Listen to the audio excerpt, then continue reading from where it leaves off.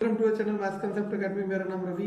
तो जैसे कि आप लोगों को पता है, ये सेशन है daily English vocab. Daily English vocab. तो इसमें होगा क्या, आपको अगर आप केवीएस पीआरटी की तैयारी कर रहे हैं तो 4 से 5 नंबर, और डी ट्रिपल एस बी की तैयारी कर रहे हैं तो 7 से 8 से 10 नंबर भी मिल सकते हैं। ठीक है ना। वो डिपेंड करता है कि वोकैब किस लेवल की है, लेकिन मिनिमम मार्क्स तो इतने मिलेंगे ही मिलेंगे। ठीक है। तो हम डे 33 में आ गए। वी आर ऑन डे 33, और बहुत हेल्पफुल है सीरीज अगर आप एग्जाम की तैयारी कर रहे हैं और आप सोचते हैं कि वो कैब कहां से करें। तो ठीक है ना। तो चलो, सबसे पहले आता है रिजाइन। REGIME, resign. रिजाइन का मतलब होता है शासन, मतलब रूल ऑफ। अभी सेकंड सेकंड आपके पास आता है रिमोर्स।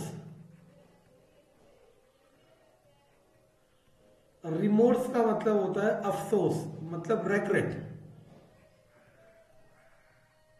मतलब आपने कुछ ऐसी गलती कर दी, फिर आपको उसका पछतावा हो रहा है, दैट इज कॉल्ड रिमोर्स, अफसोस। अब आप सोचो कि अगर रेग्रेट तो बहुत कॉमन वर्ड हो गया है, वो अब ऑलमोस्ट सभी को पता है ना। तो हम उसकी जगह क्या यूज कर सकते हैं, रिमोर्स। ठीक है ना। Third third retrieve.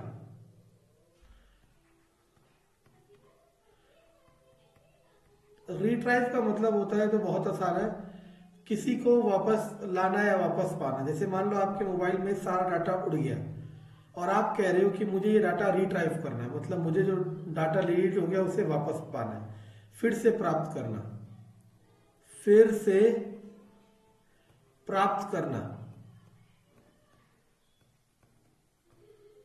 ठीक है। फोर्थ वर्ड हमारे पास जो आता है वो आता है श्रेड। SHREWD, shred. इसका मतलब होता है धूर्त, धूर्त। ठीक है ना। मतलब इसे कह सकते हो धोखेबाजी या फिर जालसाजी। नेक्स्ट वर्ड आता है स्ले। स्ले का मतलब होता है हत्या करना।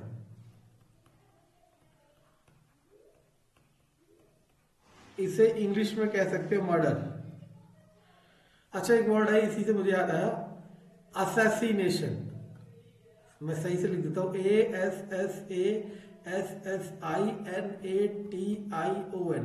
देखो, कभी कभी ऐसे क्वेश्चन जरूर आते हैं पेपर में जिसमें आपको उसकी स्पेलिंग चेक करनी होती है।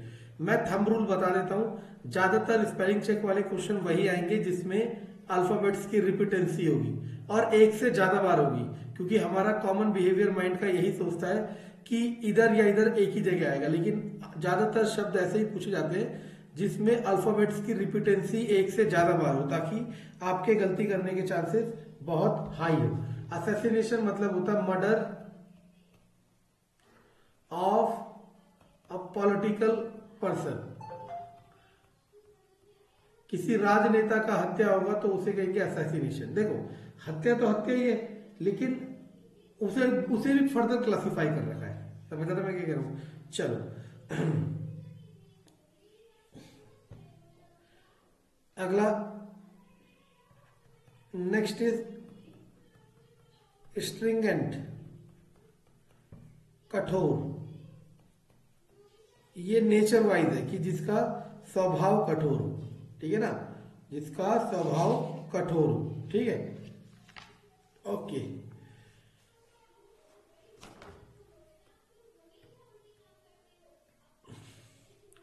चलो आपसे पूछते हैं, partner in crime. Partner in crime को क्या कहते हैं, और उसके दो सिनोनिम। देखते हैं कौन बताता है। ठीक है ना। अगला अगला आता है कन्विक्ट। कन्विक्ट तो पता होगा, कन्विक्ट का मतलब होता है वन प्रूव्ड गिल्टी और टू बी प्रूव्ड गिल्टी। दोषी, वन प्रूव्ड गिल्टी और टू बी प्रूव्ड गिल्टी, या तो दोषी साबित हो चुका है या फिर दोषी साबित होना बाकी है, उसे कहते हैं कन्विक्ट। क्या कहते हैं? कन्विक्ट। ठीक है ना? ओके ना, अगला आता है डिफैक्टो। DFACTO, de facto. डिफैक्टो का मतलब होता है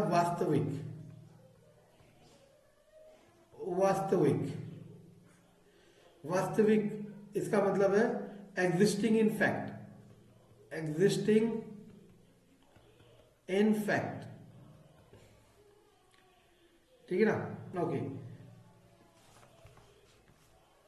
एक वर्ड आता है डेब्यूट।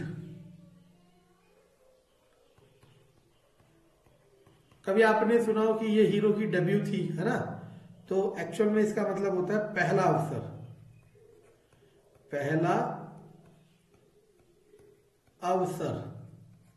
ठीक है ना? First chance. ठीक है, तो उसे डेब्यूट कहते हैं, चाहे वो चांस किसी में भी हो। ठीक है ना? ओके ना, अगला एक वर्ड होता है डैपल्ड। ये सब पेपर में आए हुए हैं। डैपल्ड का मतलब होता है स्पॉटेड। हिंदी में कहते हैं चितकबरा। अब मुझे ये तो बताने की जरूरत नहीं है चितकबरा क्या होता है। मान लो एक काला कुत्ता है, उसमें सफेद सफेद से कलर स्पॉट्स है ना?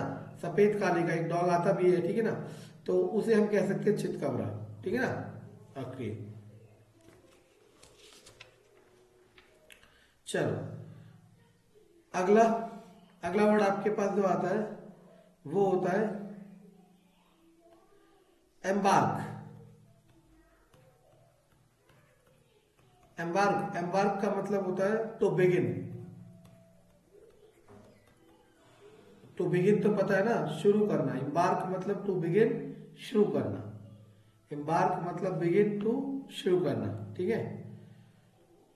ओके, एक वर्ड होता है एफिगी। EFFIGY, एफिगी। इसे कहते हैं पुतला। ठीक है ना? और इंग्लिश में लिखना चाहो, a model representing someone dummy. किसी के डमी को, सॉरी डबल एम, किसी के डमी को मतलब पुतला जिसे हम कहते हैं। ठीक है ना?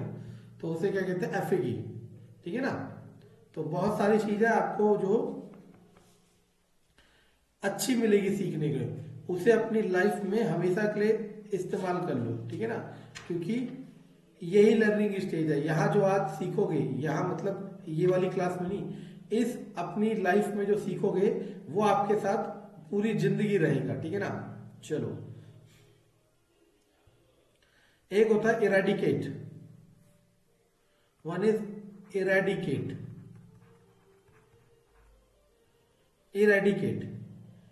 इरेडिकेट का मतलब होता है रिमूव, डिस्ट्रॉय कंप्लीटली। रिमूव या फिर डिस्ट्रॉय कंप्लीटली। रिमूव या फिर डिस्ट्रॉय कंप्लीटली।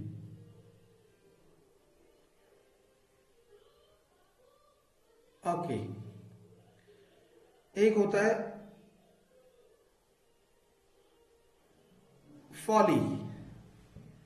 FOLLY, फॉली का मतलब हो जाता है हमारे पास गलती या बेवकूफी, फुलिशनेस। FFLOSHI, फुलिशनेस, गलती। अब सोचो, फुलिशनेस की जगह अगर फॉली इस्तेमाल करा जाए तो पैसेज भी डिफिकल्ट बनेगा और आपको समझ भी नहीं आएगा। तो ऐसे ही इस्तेमाल हो रहे हैं शब्द, यही आपने समझना है। ठीक है ना? ओके, अगला आता है FATUOUS। ठीक है ना? इसका मतलब होता है फुलिश। देखो, फुलिश और फुलिशनेस, हिंदी में मूर्ख और मूर्खता, समझ आ रहा है ना? एक होता है मूर्ख और एक होता है मूर्खता। चलो, जो हॉलीवुड मूवी देखता है उसे ये वर्ड तो पता होगा, वैनम। और जो हॉलीवुड मूवी नहीं भी देखता तो छोटे छोटे बच्चों को पता है, कार्टून में भी आता है। वैनम का मतलब होता है जहर। वैनम का मतलब होता है जहर, समझे? चलो,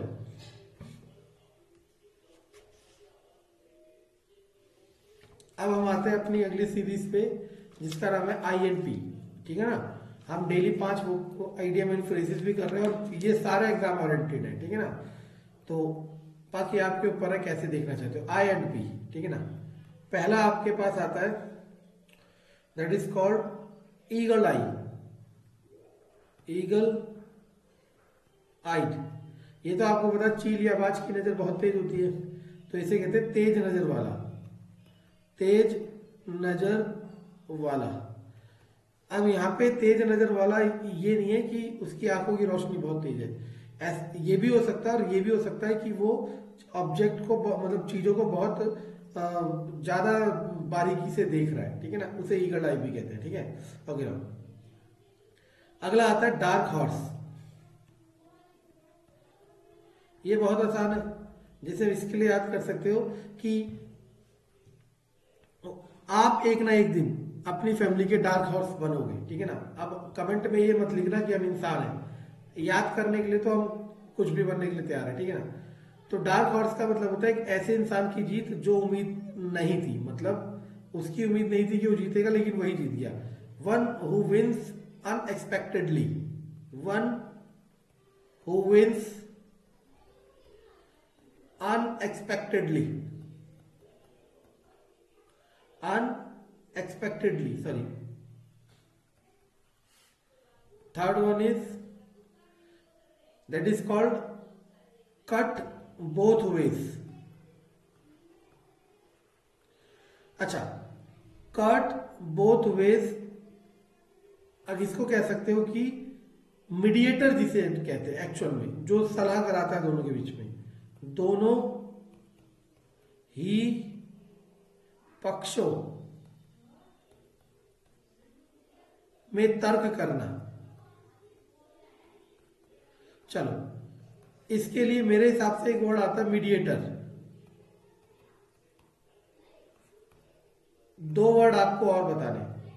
ठीक है ना? नेक्स्ट आता है फ्रेंच लीव।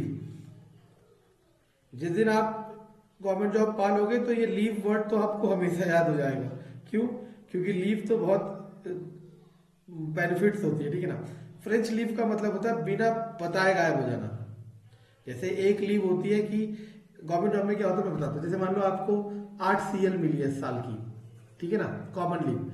अब हुआ क्या, मानो आपको कल एक लीव चाहिए तो आप पहले भी बता सकते हो या उस लीव को कंज्यूम कर लो, अपने स्कूल के ग्रुप या व्हाट्सएप ईमेल जो भी होगा ऑफिस का, वहां मेल कर दो या स्टाफ को बता दो कि सर आज हम CL पे हैं, और फिर अगले दिन जाके एक CL लगा दो। ठीक है ना? तो लीव, फ्रेंच लीव, ये तो बता के लिया आपने। ये होता है leave without permission. Leave without permission, और ये थोड़ी भारी पड़ती है। ठीक है ना? जैसे आपको हैरानी होगी जब आप गवर्नमेंट जॉब में लग जाओगे और फिर दूसरे एग्जाम की तैयारी करोगे, आपको उसके लिए भी परमिशन लेनी पड़ती है। हालांकि बिना लिए भी पेपर दिए जा सकता है, लेकिन परमिशन लेनी चाहिए, क्योंकि लास्ट में रिजाइन देते समय फिर इस बात पे एक इशू बन सकता है अगर प्रिंसिपल इशू बनाने वाले हो तो। ठीक है ना? ओके ना? अगला आता है गुड समैरिटन। गुड SAMARITN, इसे कहते हैं दयालु व्यक्ति। दयालु व्यक्ति। ये सीरीज बहुत हेल्पफुल होगी आपके इंग्लिश वोकैब के लिए। ठीक है ना? अगर कंटेंट पसंद आ रहा है तो लाइक, सब्सक्राइब, शेयर जरूर करें। ये सब सिर्फ आपके लिए हो रहा है और किसी के लिए नहीं। Thank you.